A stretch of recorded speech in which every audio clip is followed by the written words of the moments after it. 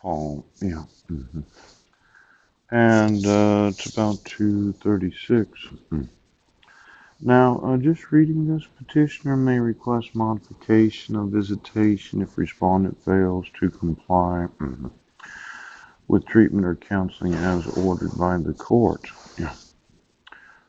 If the person with whom the child resides a majority of the time plans to relocate the child, yeah, that person must comply with the notice requirements of the Child Relocation Act. Persons entitled to time with the child under a court order may object to the proposed relocation. Yeah. See RCW 26.09, RCW 26.10, or RCW 26.26 for more information. Now, number 11, yeah, we haven't talked about this. Yeah. Respondent is restrained from interfering with petitioner's physical or legal custody of the minors named in the table above. Yes. And then number 12, respondent is restrained from removing from the state the minors named in the table above. Yeah. Now, there seems to be some sort of relocation of my sons, and I don't know if my wife has actually complied with the notice requirements for the Child Relocation Act. Yeah. I haven't mentioned that before, but I know that you as a court, the court did not have jurisdiction over the parties, the minors, and the subject matter. The respondent did not have reasonable notice and an opportunity to be heard. Notice of this hearing was not served on the respondent by personal service, service by mail, or service by publication. Yeah. The respondent did not receive actual notice of the hearing. Respondent was not present at the hearing. The order was not issued in accordance with the full faith and credit provisions of the Violence Against Women's Act.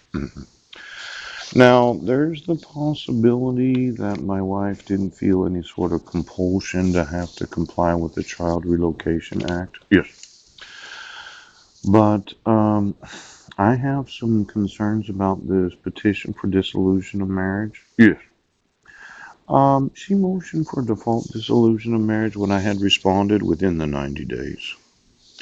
Now, just looking at it, okay. I was not allowed to go to Brennan, Washington. Yes. And that was from the 19th day of September until the 9th day of January of 2019. Yeah.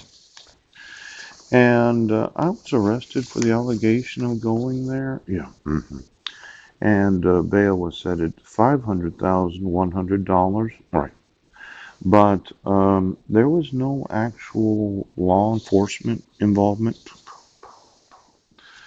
Now, if we remember right, yes, I wasn't in Sequim, Washington on December 31st at 7:47 a.m. Yeah.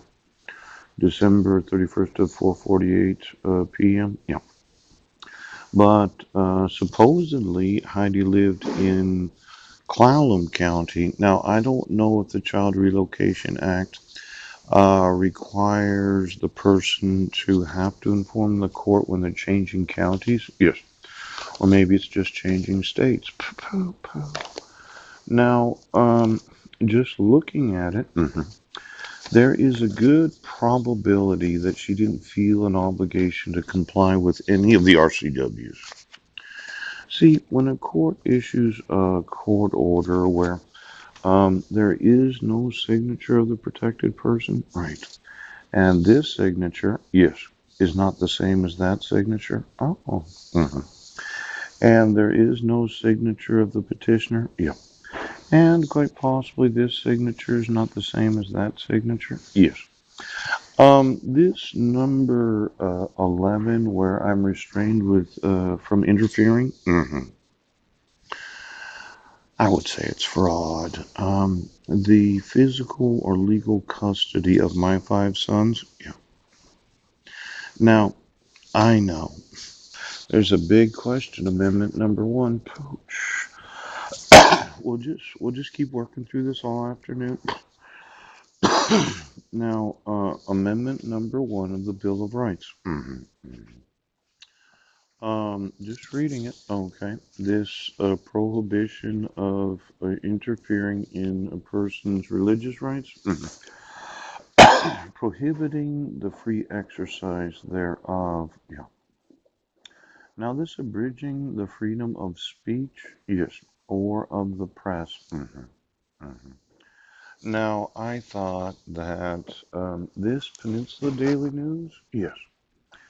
I actually did read in the Sound Publishing that my sons were in the wrong grades. Yes. And I wanted to go through every email address of all 2,300,000 of them. Yeah. And then I want you to separate each email address according to the actual content of the email. Yeah. Now, I had told you, okay, that this Sound Publishing, yes, I'm going to sue this shit right now. This violating the freedom of the press, yes. See, as a father, when I inform you that my sons are in the wrong grades, yes, could you get me the actual United States postal number for all, yes, all of the newspapers throughout the United States, and then the ISSN numbers, right? Is a locally operated member of the Black Press Group Limited. I'm going to want to sue the Black Press Group for putting the name Budnick in their newspaper. And then every time I sent an email that documented the crime of issuing protection orders where there's no signature of the petitioner, yes, there's forgeries. Pooch. And then you say in the protection order that she was to inform me of her relocation plans, or was it that? No, I want to know every email address for 3 years. And then I want to know the content of every email that I sent to each of those email addresses, because I'm going to go through and I'm going to sue every one of them for exactly what they do now. Now, this circulation of the customers, I thought it was Peninsula Daily News that I had emailed. Yes.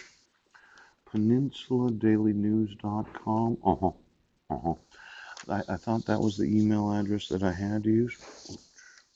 Now, this freedom of the press, okay, they're going to get sued for every email where I documented that you as a judiciary issued court orders where there was no actual due process, where there was contempt of court, where there was no proof of service, and then you decided to arrest me multiple times, because you're impossible to work with. Now, give me every subscriber of this newspaper, and every newspaper of the United States of America. I want to know the signature cards of every subscription. I want to know the actual amount that they have received. I am going. Do you understand how fucking stupid